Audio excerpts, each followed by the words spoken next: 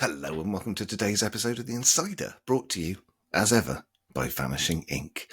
My guest today was my fifth guest ever on this podcast, and I looked it up and it was November 2018. The world was a very different place. I'm trying to get into AI, LLM stuff, so I asked Perplexity to write an introduction for you, Ben. You ready? This is Perplexity's introduction for you. Welcome to The Insider, where today we're joined by Ben Seidman, the only magician ever named resident magician at the Mandalay Bay Resort and Casino in Las Vegas. Ben has consulted for Chris Angel's Mind Freak, taught Johnny Knoxville Magic for Jackass franchise, and performed for celebrities from Christina Aguilera to Robin Williams. He's appeared twice on Penn and Teller's Fool Us, and today we'll discuss his new book, Principles of Destruction, which promises to reveal what many are calling a genuine miracle-level routine. Please welcome Ben Seidman, a true innovator in modern magic. Thanks, Damian. It's great to be here. It's nice to hear your sweet baritone yet again. Lovely to see you. How are you, man? I'm great. I'm amazing. It's so good to see you. This is the first time I've actually seen you on video. We did only audio. We were back there 2018. It was only audio.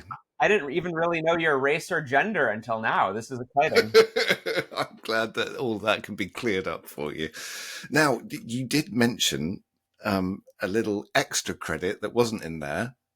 Where have you been recently on a movie location? Oh, you're talking about the consulting gig, I assume. Yeah, rumor has gotten out. I don't think this is officially announced, but I'm legally allowed to talk about it, I believe. We'll find out. But I was a magic consultant for the new Now You See Me movie, Now You See Me 3. I don't even know what it's called yet, but the third in the franchise of the global box office sensation that, you know the heist movies with magic, Jesse Eisenberg, Morgan Freeman. I'm aware of the work. Yes. So I was in Budapest for 2 months working as a consultant on that, which was a wild experience. So when you're doing this consultancy stuff for Mind Freak or Swedish TV or Masters of Illusion or The Mentalist or all the other things you've done, what's the creative process? How does the creative process differ from when you're creating magic for you to perform or us mere mortals when you release your effects? You're very kind. It is different every single time. I mean, my process for myself is much more contained and specific to my own voice. When it comes to consulting on films or TV shows, I mean, it has been, not a single gig has been even close to the same. It's always different objectives. We're always working with different budgets, different types of people. Sometimes I'm designing magic for a magician to perform, and sometimes that magician's very skilled, sometimes they're not. Sometimes, at least in this case, it is actors playing the part of magicians, of course. So, that we forget how difficult magic is. There's so much sleight of hand that is inherent to us because we've been doing this stuff forever. But Sure. But yeah, when you're teaching an actor who doesn't have the experience moving their hands in these specific ways or controlling attention, it really has to be bulletproof. And even the things that seem simple to us become very complex in the hands of someone who haven't executed sleight of hand before. So when I told my wife that you were coming on, I mentioned the Jackass thing because she's got the hots for Johnny Knoxville, and Don't we all? She's only made of flesh, Ben. I wondered, are you teaching them to do a trick, or are you teaching them to make it look like they can do a trick? Sometimes when there's a musician playing the piano, an actor playing the piano, they're clearly not playing, but they've been taught to make it look like they're playing. What Sure. are you doing generally? Well, Are you teaching them to blag it? First of all, in the context of Jackass, Johnny Knoxville happens to love magic, and he likes the idea of putting some magic tricks in the movies. None of the stunts they do use magic methods; those are all legit and real. So that I feel like I have to put out there. Anytime there's an overtly magical moment, like in Bad Grandpa, for example, he wanted to pull flowers out of his pants, which is, this is purely a comedic character choice, but he was interested in the magic method with it. So so yeah, again, none of these stunts that they're doing are fake. These are all real and super dangerous.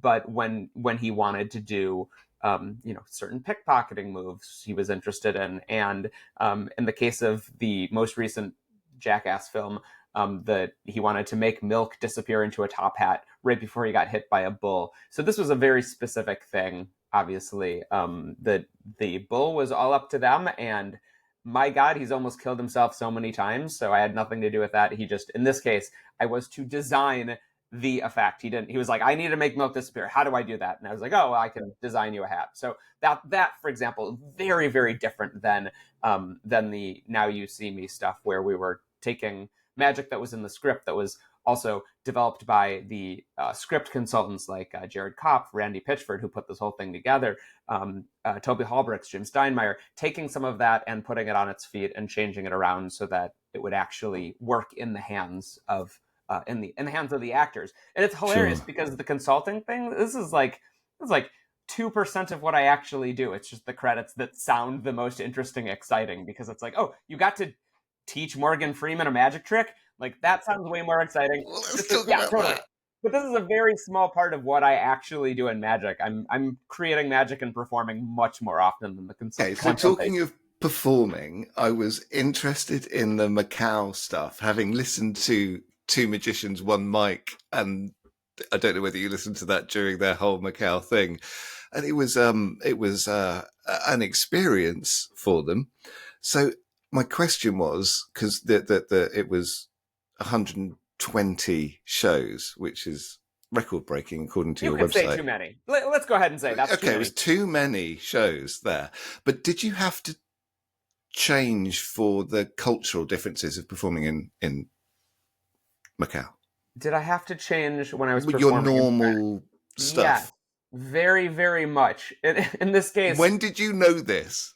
when did I know After this? like 5 minutes into the first. The week before, I would say. I had about a week. Oh, When I okay. first accepted the gig, I thought I was performing for expats and that I was just going to go and do my normal thing. And then I found out they're like, oh, where you're performing, no one speaks English. And that's kind of a problem for a guy who talks a lot on stage. So, yeah, I kind of wrote a close up magic silent act that I did as a street show, really. It was, I mean, bizarre. We're talking five, 6 shows a day, 6 days a week. I was performing with my friend Marcus Monroe, incredible stand-up comedian, who in this case was juggling because he can't do stand-up to people who can't understand English. But yeah, that was a very, very strange gig. You're going back, by the way. This was like Yeah. 15 years ago. Yeah. Okay, let's bring it right up to recent tricks. Okay. Because I wanted to talk to you about the Oracle system because I've got a problem with it. We've released for you the Oracle system and permanent record, and we'll talk about permanent record in a minute because they're very vastly different things.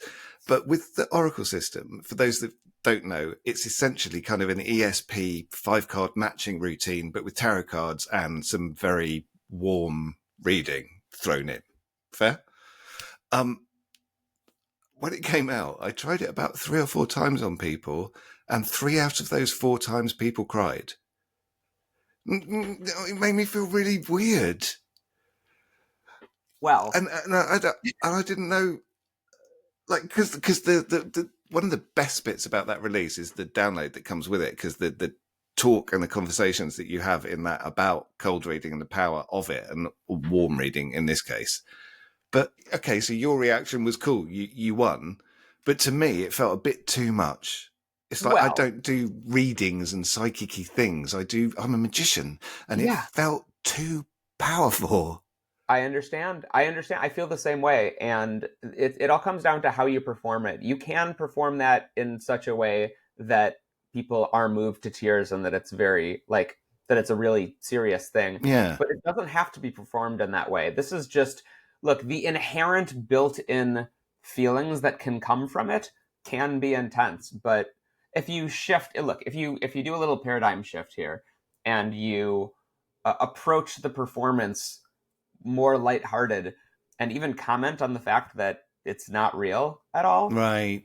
you can approach it from a way that like actually feels much more like light and even comical if you Mm-mm-mm. want to. It's all about the direction. Like, I understand why this happened.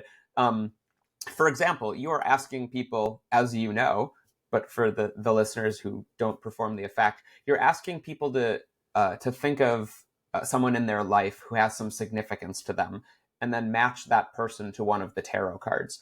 You can simply add in and someone from your life who, someone you feel good about, or someone, just, make sure it's someone who's still alive, and someone you don't want to murder. You can throw that in. And just by saying that, suddenly they're like, okay, I'm gonna choose a lighter We relationship. could play now. If Yeah. you just say, choose someone in your life who's very important to you, and you say that with a lot of intensity, like, yeah, it could get real for sure, especially Yeah, if it they really choose did. someone who In a recently passed weird away. way, I'm man. sorry this happened to you. No, no, no. It's not sorry. It's a good thing. All the people that had it happen to them really enjoyed it. It wasn't an Yeah, unpleasant experience for them. But I'd never felt. I'm 53, Ben. I'd never wielded that amount of power before, and it kind of felt a bit weird. I understand, man. And this is why what we do can be, like, should be used very carefully, Yeah, because, with yeah, great with power comes great responsibility. 100%, man. Yeah, 100%. But like, magic can be fun and light. It doesn't always have to be. It just depends on what experience you're trying to deliver for your audience. And I've performed the Oracle system in both directions, where it's been Right. very, very serious, and we've all been crying and hugging each other afterwards. And I've also done it in a, like, someone can't stop laughing sort of way. It just depends on how you as a performer rock it. And Damian, maybe you're just more of a serious person than you thought you were. I'm not sure. Maybe there's that element, but it's certainly not how I perform normally. Fair. Now, in the marketing copy that either Matt or I wrote for the Oracle system, um, we said that you'd kept it a secret for a decade. I honestly, I don't know whether that's true or not. But if it is, and assuming it is, because we must have got it from somewhere, why did you keep it so close for 10 years, and what made you want to share it with everyone?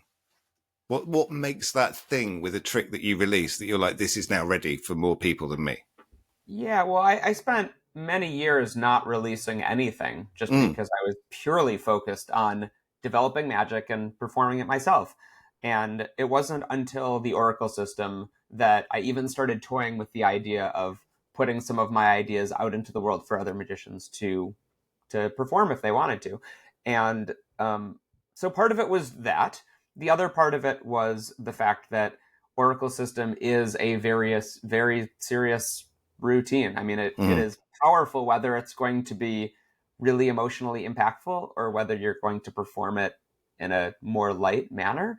And I knew that, exactly what you said, with great power comes great responsibility. And so I was just careful about it. But then with, more popularity in magic of performing in a style that used more, let's just call them magical thinking type items or ideas, like tarot cards and pendulums and things like that, as that became a little more popular, people like Jared Kopf and Luke Germain and some of these great bizarre performers who theatrical close up in a way as yeah, well. of course. Yeah, as that sort of permeated into our world a little bit more, it felt more like it was kind of right to release it. And also, like, usually I only release something if I'm ready to let it go, and also enough magicians and friends and peers have, like, asked me, "Hey, can I perform this? Can I play with that idea?" And I'm just so specific about what I want to share that, Mm, one, I want it to be ready to go. I don't want to just come up with an idea, perform it a couple of times, and then release it. I want it to be yeah. really worked in, so that if someone does buy something I've published, they get an enormous amount of value. Like permanent record, for example. Yes, it's a card trick and it's a cool card trick, but I wanted to deliver ideas within that product that, like, could be applied to many other things. And, like, some of the little Easter eggs on that, if you just listen to the download, are, in my opinion, way more powerful than even the trick by itself. So yeah, I want to make sure that if I'm putting something out, it's really dynamite, because I make a great living as a performer. I don't need to Sure. release things. um, so if I do, I want it to just be awesome. That's a good mantra for life, isn't it? For anybody that's listening that doesn't know what the plot of Permanent Record, essentially, there's a card printed on the back of a bicycle box that changes in their hand into their selected card.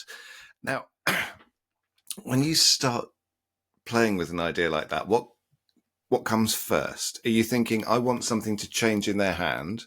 Are you thinking, oh, there's 10 of hearts on the back of a bike deck. What can I do to change that? Or what was first? Yeah, I mean, the basic routine was, not only is it the easiest thing I've ever published, like, and you could, it's basically self-working if you want to do just the simplest version.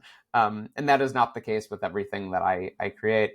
Um, to the contrary, actually, some of the things I develop, especially what I perform in my own show that is unreleased, is actually very hard. And part of that is just because I think that that will deliver the impact I want. And also, Sure. some of it is selfishly so that no one can steal it because no one else is going to put in the Gonna be time. bothered to do Yeah. it. Uh, Yeah, it's like when I got Parlor Tricks, when Morgan and West put that out, I read it and I was like, nobody apart from you two is ever going to do this. it's a great way to Doesn't keep mean you material can't learn safe. from the book, though. Yes, 100%. And I also kind of vowed to anything that I put out, I want people to actually be able to do. I mean, Sure. one of the earlier things I published was a coin vanish called Alchemy that I put out with Theory 11, and that is, I mean, of everything I've published, that is the thing that people come up to me, at magic conventions or whatever, and say, "I love that trick," and try to do. There's no way I can do it, and I say, "I get it, I understand." Almost no one can do it, but anything that I've published recently, including my upcoming releases, are things that I really feel are within the range of what any magician can perform. Like if you put in a little bit of time and you have even basic chops, I want you to be able to do some real miracles because that's how we share joy with people, right? So I want it to be accessible. For sure, but then you also build in options. It's almost like the Apple fitness thing where you've got the fit guy and then the not so fit guy and the really not so fit guy, and you can follow whoever you need to when you're working out. Yeah, But with permanent, all of the non-fit guys are magicians, by the way, in that so example. he's got his playing card bow tie there and a vest. But with permanent record, for example, spoiler, there's a gaff deck that makes forcing really easy. But Yeah, you also will talk about a way to do it with a regular deck, and so depending on your level, there are options for you. yeah, that is my goal, is to make it so that any magician, look, that any person could learn that trick. And if you are an amateur and you do almost no magic, I want you to be able to perform it. And if you're a worker and you want to add this into your repertoire and you have great chops, here's 5 other options for things Yeah, that I yeah, do with it. yeah. Because a worker may not want to have one deck that is gaff to force a card, and Yeah, I almost never use the gaff deck that it comes with, but I talk to plenty of people who love using it because they're like, "Hey, I don't absolutely, have to think about it." yeah, But yeah, no, for yeah, yeah. me, I'm gonna just classic force a card, or Yeah. in some cases psychologically force a card, and that's like that for me. That's way more practical. But I want whoever performs it to be comfortable as well. So I Yeah, tried to think of absolutely. everything. If you're doing it for your friends and family, you don't need to worry about pocket management. You can bring out that deck and kill Sure. them with it. Yeah.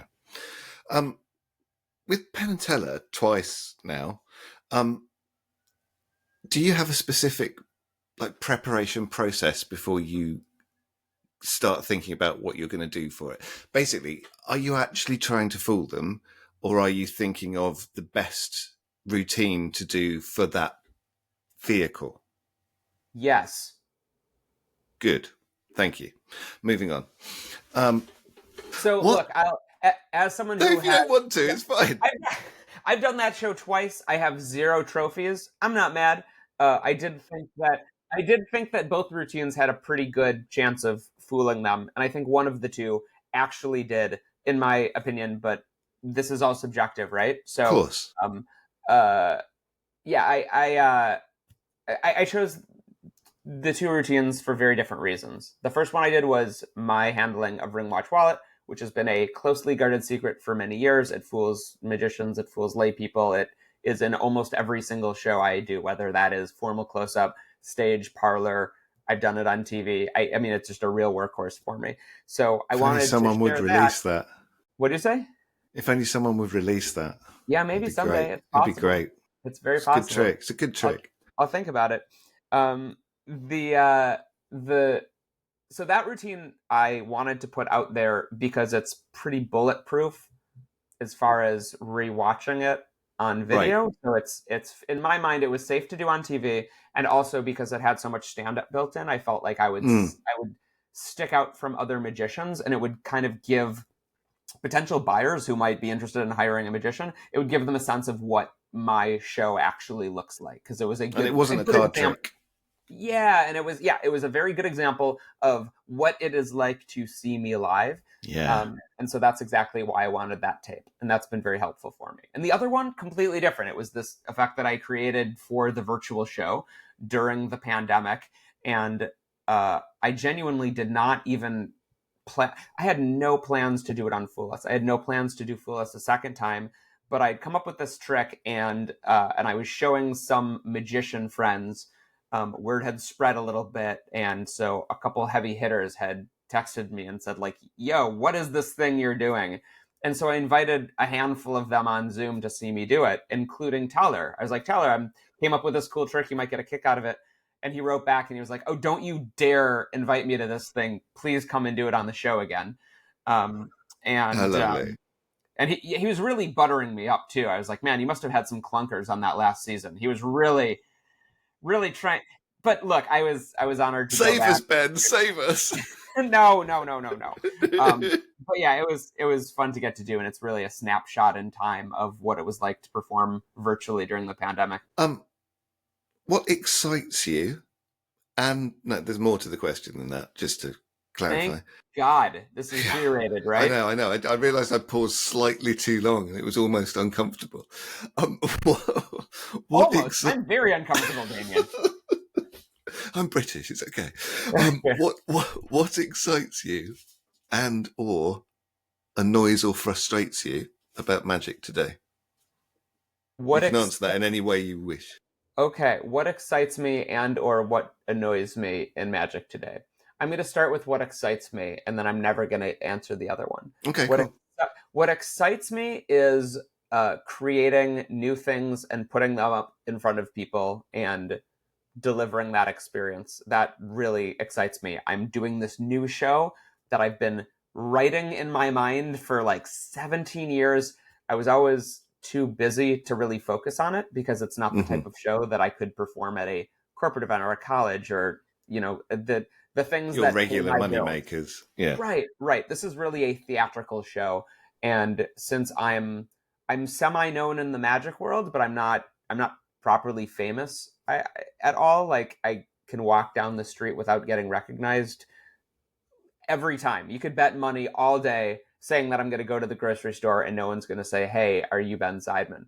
Once in a while it'll happen, but it's very rare. So I'm not famous, and touring a show like that is hard to make money with if you're Yeah. not famous or don't have a huge following. So I didn't focus on it, but I've finally gotten to the point where I feel comfortable with the work that I have, that I can turn down shows to focus on writing this show. And that's what I did last year, and I just got it up on its feet. And I mean, Damian, this has been for me pure joy. It's such a theatrical stretch. It's more of a one-man show than just a commercial magic show, despite the Hmm. fact that it is funny and magical.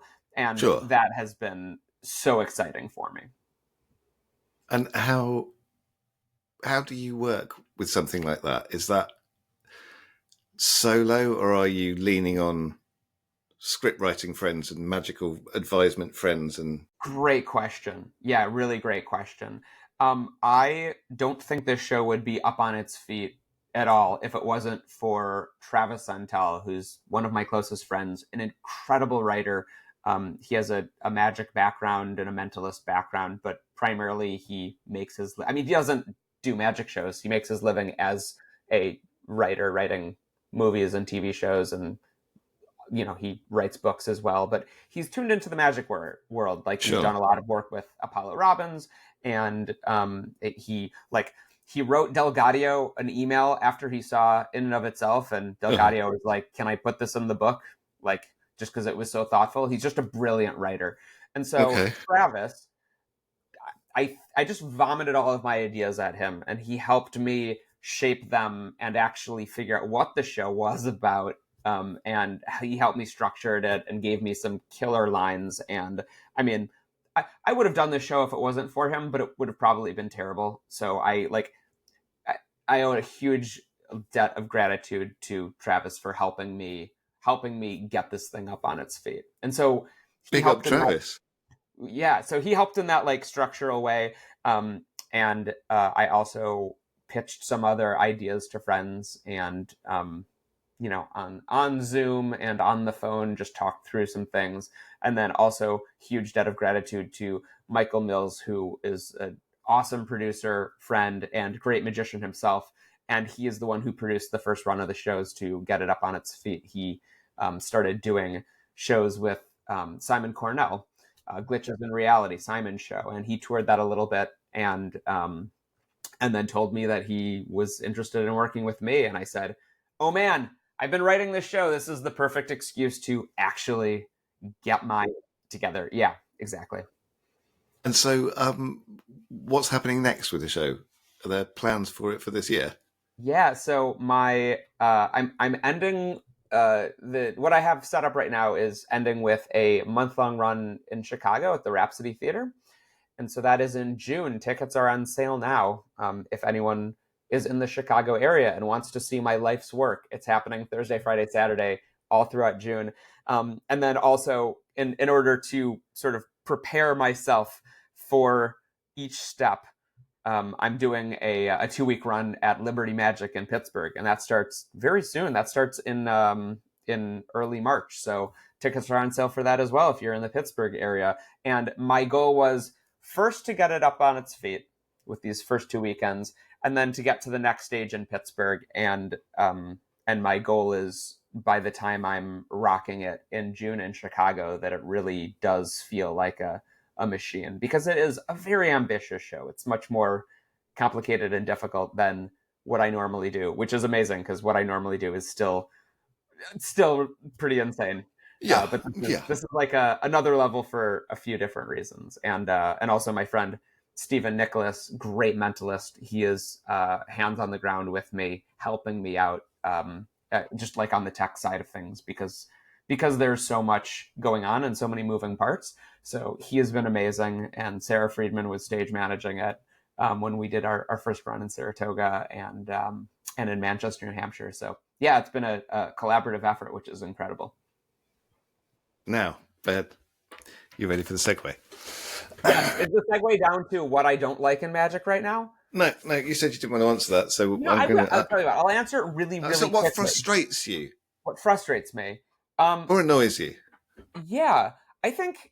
Look, I care about magic so much, and I think there's nothing wrong with wanting to become famous or increase your numbers on social media.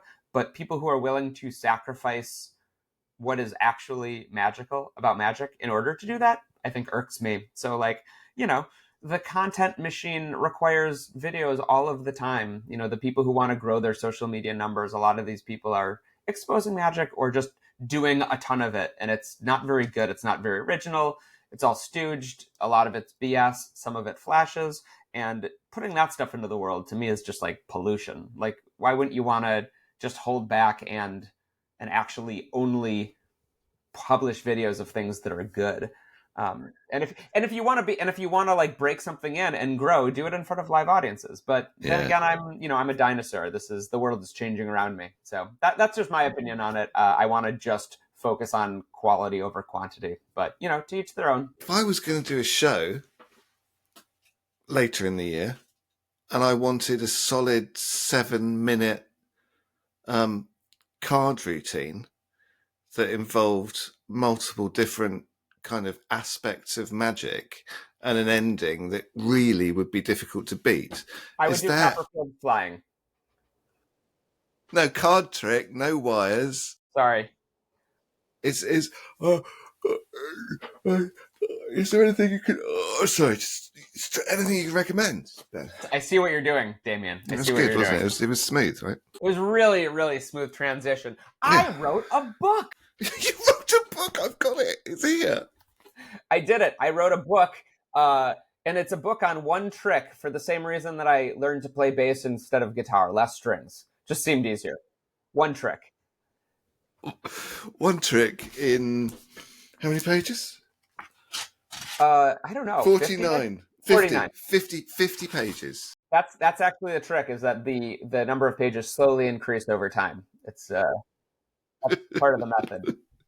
Now, it's a book, but as we've said, it's a trick where, see how I do, a selected card rises from a glass, vanishes, reappears under a participant, and a corner You're is torn already off. wrong, Damian. You're already wrong. Oh, God, It's not a go on. selected card. It's not a selected Thought card. of card. Boom! There you go. Okay. Where a thought of card rises from the glass, vanishes, reappears under a participant, and then a corner is torn off, and that corner is is transported to the butt pocket of someone in the audience. It is spectacular. I Thank you, won't tell buddy. you who, but 3 members, and we're going to call it, this sounds a bit grandiose, 3 members of the senior management team at Vanishing Inc. are working on it and considering putting it in their show. Frankly, that happens rarely. What inspired the routine? So look, this is a high impact piece. I wanted to do something that was completely crazy. I love magic that happens on people's bodies, things that appear inside their pockets or disappear from their pockets, hence all the pickpocketing stuff. This is all very difficult. It's so hard to learn these techniques. And good pocketing, like putting something in someone's pocket without them knowing, very challenging. And it's so situation dependent. Sure. And you also have to get close to them. And I wanted a routine. Ugh, people. Yeah, I know, right? I wanted a routine where something could appear in someone's pocket, anyone in the audience, far away from you, and like just choose someone randomly and something just appears in their pocket without having to do any body loading. So that was the idea from the beginning, because Okay. I was doing a lot of body loading, and I still do, but certain circumstances make it very difficult. And I just wanted this effect to be someone thinks of a playing card and it vanishes and appears in someone's pocket in the audience. I just wanted it to be like that absolute madness of an effect. And it just kind of grew and blossomed from that. And the phases just kept coming. And I realized that you could I guess spoiler alert, I'll talk a little bit about the method, but I realized you could do these phases that seem so powerful that they must be stooged, but they're not. I realized you could do this if you're layering methods and using a multiple reality principle. So this routine does use dual reality, but it's not just a dual reality. It's 3 different dual realities stacked on top of each other, and that makes it impossible to reconstruct for the audience. Completely amazing. And every single person who's living in a slightly different reality than the rest of the audience has this very, very grounded view of what's happening, where they don't feel like they're in on it. They're still fooled very, very badly. And so that's, behind the scenes, you have all of these things working to create this completely impossible miracle. Dual reality is a part of the big picture, but why do you think some people are scared of it? And what have you done with this release to, because I think you have with me anyway, allayed that fear? Good. I'm glad. Hey, as long as we're not doing a trick that makes everyone cry, like your I previous did earlier. experience. Yeah. No, one person is not really crying, but they think they are. That's fine. Yeah, yeah, yeah. Um, So why do you yeah. think people are scared of it, and what have you done to I think people are fix scared it? of what. Yeah, I think people are scared of what they don't understand, myself included. If there's a method that I can't wrap my head around, of course I'm not going to want to use it, because if I can't Mm. understand it, how can I go through the necessary steps that will lead me to the effect? So, first, what I try to do is make the effect itself very simple and straightforward. A card, a spectator looks at a fan of cards after shuffling and examining them, thinks of a card in the deck, and then shuffles them again. And we place the cards into a wine glass. They simply name the card that they saw on the deck, and it rises up. It's like pretty simple, pretty straightforward, right? They then hold on to that card in and amongst a couple of other cards, and it vanishes from their hands. And then when they stand up, it's sitting underneath them, which freaks out the spectator very much. then I rip off a corner and they actually tear off the corner themselves so that it's not switched. They're holding on to it. And I take that card and press it into my hand and it disappears. And then I ask for someone in the audience and look around and have someone raise their hand. And so whoever raises their hand, I point to them and have the card, essentially appear in their pocket. And then the corners are matched up. So, explaining it doesn't sound all that great. You really have to see what the effect looks like. But so to answer your question, long story long, the effect itself is 3 very specific, clear effects. And then the method is actually not that complicated. It's just a couple methods at the same time. But it's not that complex. So I've tried to break it down in such a way that it's actually really easy to learn and hopefully builds your confidence as a performer so that you can actually try it out and understand why it works and how easy it is to essentially perform if you are willing to just take that leap of faith and try using multiple realities.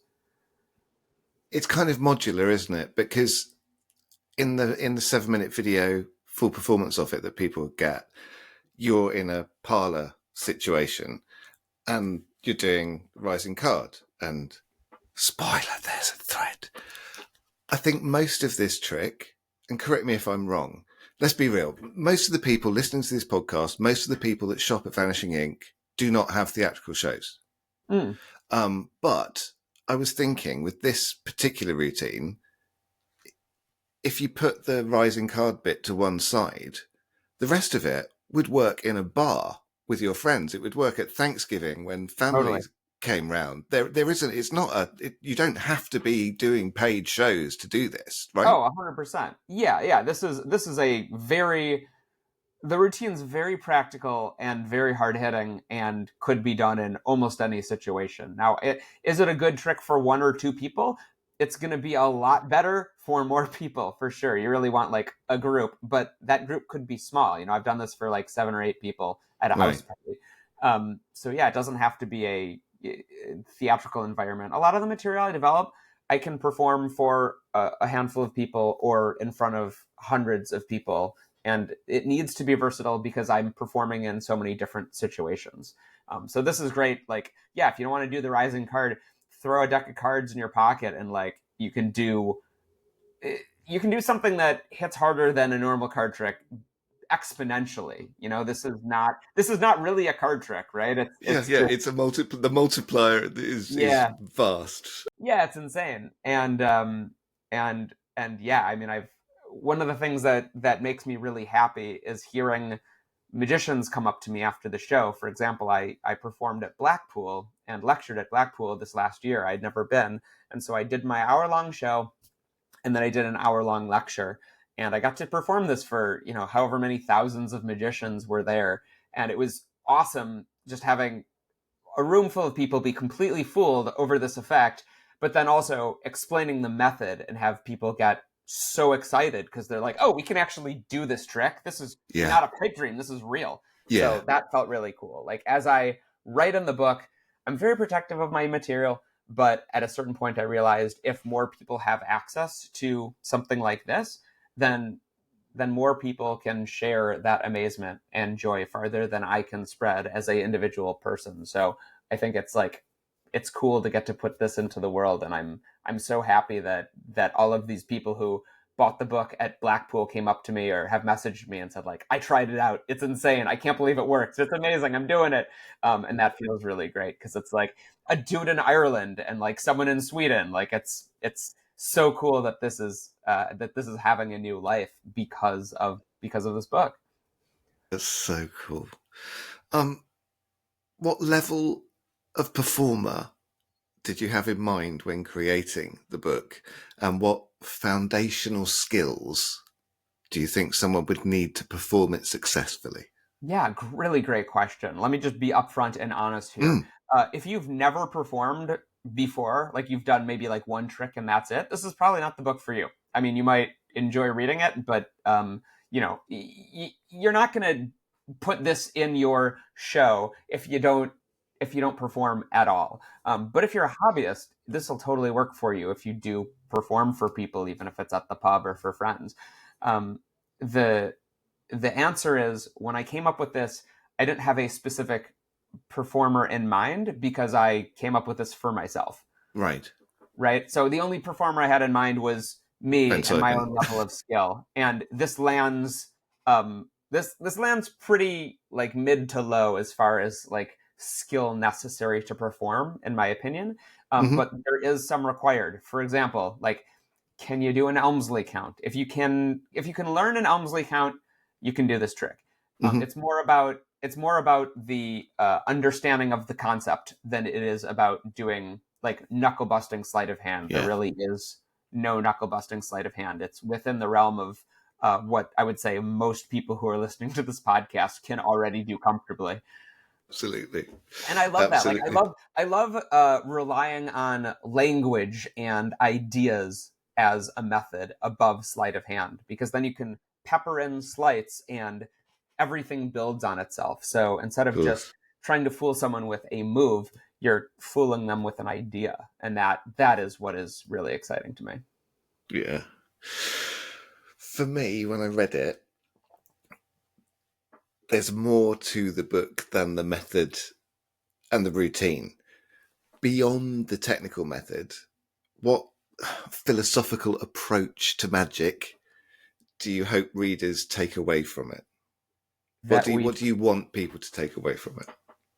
Yeah, I mean, this is such a good example of magicians oftentimes stopping. I'm going to take that again. What do I want people to take from this? I mean, this is such a good example of why we shouldn't stop thinking too soon. You just add a little bit extra time. You just poke it from a different angle. You just look at a problem that you're trying to solve from a different perspective, and suddenly it can blow the whole top right off the thing and make something a million times better.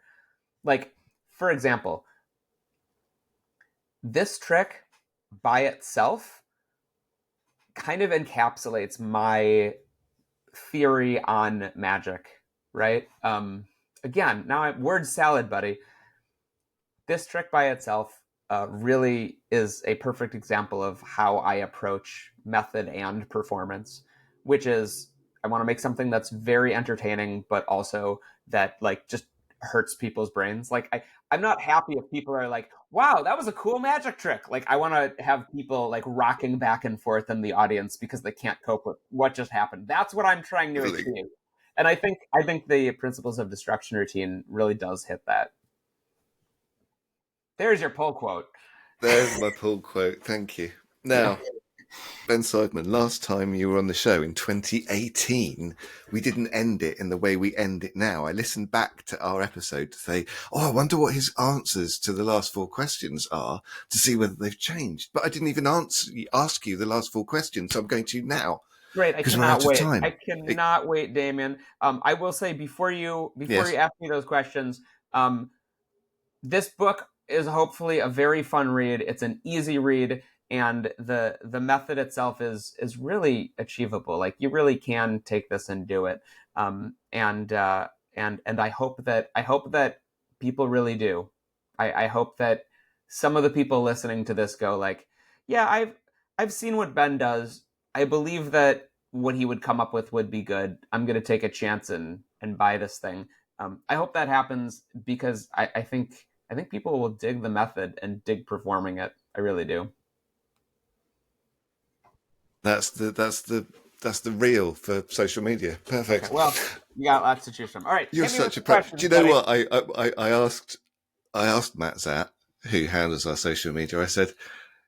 I sent him the questions and I said, is there any way I should kind of steer him or nudge him to get the good clips for you for socials? And he said, just let Ben be Ben. He'll handle it. I mean, I hope that works, man. I can be very long-winded. That's the only No, no, concern. no. It's gone up to like 1 minute 30 seconds now or something. You're allowed to do on a reel. It's fine. All right, Four cool. quick fire questions. Ready. Favorite pizza topping? Favorite pizza topping? Well, I don't really eat pizza anymore, so that's When a you really did. tough one. Yeah, when I did. Um, oh God, I got into this. This is going to be very controversial. I got into this like pineapple and jalapeno kick, which is Okay. I know completely absurd to most people, but it was pretty good. I have a jar of pineapple and jalapeno relish Awesome. pickle in the fridge. Awesome. Favorite movie? Favorite movie. When I Hmm. look at my favorite movies, it is just very, very clear when I was a teenager. Like I John love Hughes? What do we do? my favorite film. Like my answer was always Memento, Christopher Okay. Nolan's early film, and I still think that is a phenomenal movie. Um, can I just leave it at that, and that way I don't Yeah. have to? It's still a great Yeah. movie. It is still a great movie. Okay. Favorite person or people that make Sorry, I'm supposed music? to say Now You See Me 3. I'm already in Oh yeah, trouble. no, yeah, yeah. You're contractually obliged to say that. You don't Yeah, even yeah, know yeah. what it's called. It might not even be called that. I have no idea how the movie's going to turn out. By the way, we'll find out. I mean, all I know is what we did on the magic side, and the goal was to try to use minimal CGI and actually do a lot of practical magic, which is so difficult, especially Oh, because what there's fun! tons in the movie. But yeah, that was the idea. So we'll figure out how it looks. Favorite person or people that make music? For many years, that was Modest Mouse, and I still love them, but I'm on a huge Alt J kick right now. I think they make some of the greatest stuff I've heard in a long time. You don't know Alt J? Dude, you're a terrible Brit. They're incredible, man. I'm They're really 53. great. I've seen them live multiple times. They're excellent. Okay, that's my homework. Thank you. No, this is one of my favorite bits of this. Oh shoot! It's That's on a the full quote. tripod. No, that's the real for Instagram right there. God damn it! It's on a tripod. Hey, thanks for tuning into the Vanishing in podcast, everybody. Yeah, dude, he's so professional. I'm a bit wonky now, and the camera's too high. Anyway, I final like how you're like question. just kind of adjusting yourself, trying to get in frame now. Final question. Who would you rather fight? One massive Andy or Both. I want 100 to fight tiny one massive. Joshuas? No, I want to fight them both at the same time. One giant Andy and a bunch of tiny Josh Jays, because I feel like I could turn them against each other and just politely walk out myself. How you've thought about that, man. But yeah, Um, that was the only one I was prepared for. Ben Seidman, your new book, Principles of Destruction, is probably available now, or if not, really, really soon on vanishingmagic.com. Thank you very much. And we'll put links to tickets for the Rhapsody Theatre and the other one in the show notes. But should people want to keep an eye on what you're doing, how should they do that? I am using Instagram more than any other social media platform. So if people want to DM me there, that is currently the best way to find me, or to see clips of things.